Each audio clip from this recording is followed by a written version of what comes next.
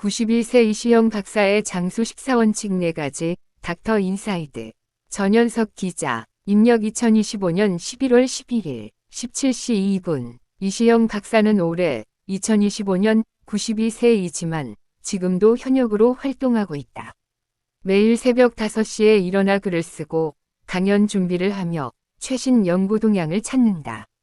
그는 이 같은 하루 일과 중 식사 시간을 가장 중요하게 여긴다고 한다. 이 박사는 조선일보 의학건강 유튜브 닥터 인사이드에 출연해 식사는 단순히 먹는 행위가 아니라 하루의 리듬을 조율하는 중요한 행위라고 강조했다. 장수를 위한 이시영 박사의 하루 식사 루틴. 이 박사는 하루 3끼를 모두 챙겨 먹지만 양보다는 질과 리듬을 중요시한다. 아침 식사는 몸을 깨우고 정신을 선명하게 만드는 시간이라고 했다. 그는 아침을 아주 단순하게 챙겨 먹는데 밥 한 공기 대신 가볍게 누룽지에 채소와 계란을 곁들인다. 브로콜리, 토마토, 사과 한두 쪽, 삶은 계란 하나로 충분하며 이를 통해 단백질, 식이섬유, 비타민을 고루 섭취한다. 조선일보 의학건강 유튜브 닥터 인사이드. 점심 식사는 규칙적인 시간에 먹는다. 주로 현미밥, 두부, 생선, 나물 중심의 한식 위주로 소식을 원칙으로 삼는다. 배가 80%쯤 찼을 때 멈추는 것이 중요하다.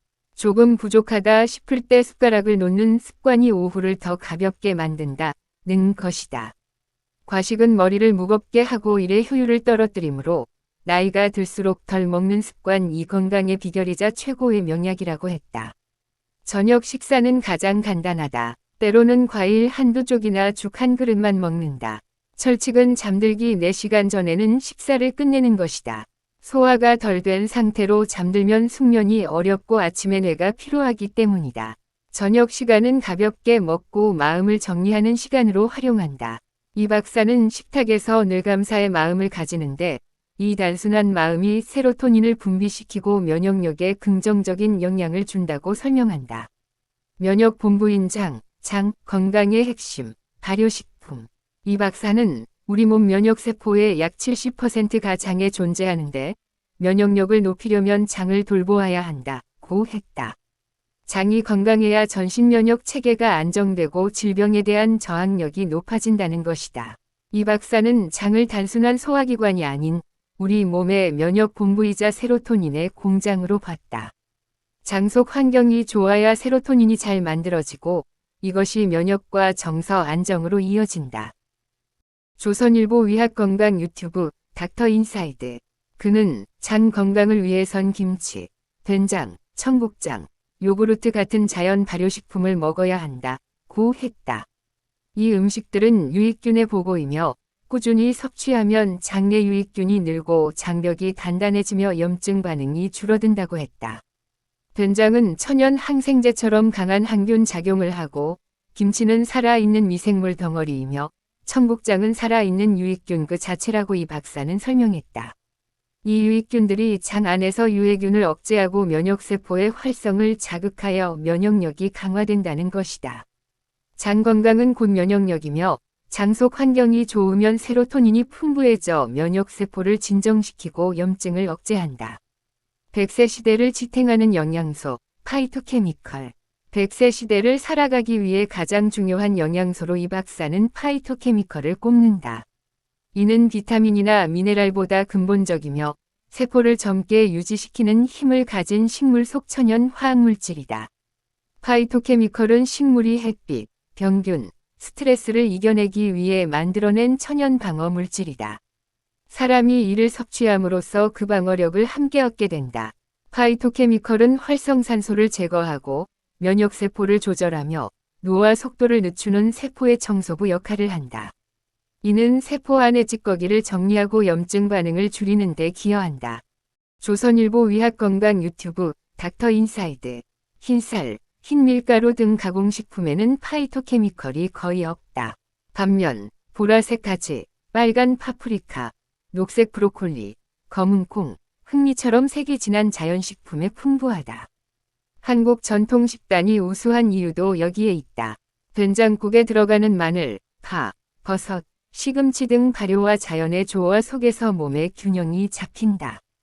특히 노년기에는 항염 능력이 중요한데 파이토케미컬은 만성 염증에서 시작되는 대부분의 노화 질환에 대해 염증의 불을 끄는 역할을 한다.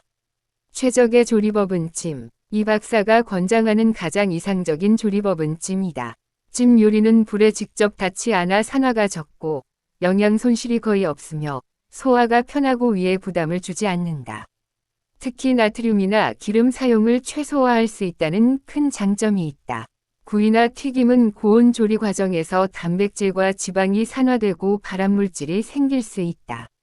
반면 찜은 100도 이하의 수증기로 천천히 익히기 때문에 음식이 부드럽게 익는 것 자체가 세포를 보호하는 방식이다. 찜 식단은 장내 유익균을 늘리고 염증 반응을 줄이는 데 좋다. 노년기에는 위산 분비와 소화 효소 감소로 부드럽고 따뜻한 음식이 중요한데 찜 요리는 몸이 스스로 회복할 시간을 준다.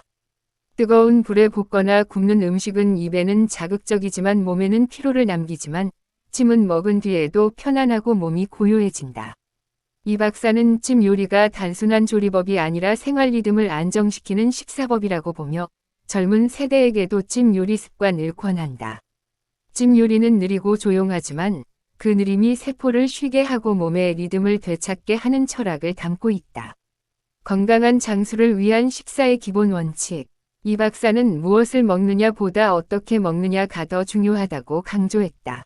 이 박사가 추천한 건강하게 오래 살기 위한 식사의 기본 원칙은 다음과 같다. 조선일보 위학건강 유튜브 닥터 인사이드. 첫째, 리듬 있는 식사, 즉 규칙성이다. 일정한 시간에 먹는 습관은 세포의 생체 시계를 안정시키며 식사 시간이 들쭉날쭉하면 혈당과 호르몬 리듬이 흔들려 피로와 면역 저하를 초래한다. 둘째, 자연식, 제철식, 단순식이다. 가공된 음식보다 자연 그대로의 색과 향이 살아있는 식재료를 선택해야 한다. 색이 진한 채소, 통곡물, 해조류, 발효식품 5가지만 꾸준히 챙겨도 면역의 기본 틀이 잡힌다. 제철 음식은 그 계절의 기운을 담아 몸의 리듬과 가장 잘 맞는다. 셋째, 따뜻한 밥상이다. 찬 음식이나 급한 식사는 몸을 차게 하고 장을 긴장시키지만 따뜻한 국물이나 찜 요리는 소화에 부담이 없다. 따뜻한 음식은 혈류를 부드럽게 하여 세로토닌 분비를 촉진하고 마음을 안정시킨다.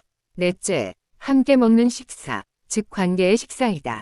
혼자 먹는 밥보다 가족, 친구, 동료와 나누는 식사가 훨씬 건강하며 대화하고 웃는 순간 세로토닌이 분비되고 면역세포가 활성화된다.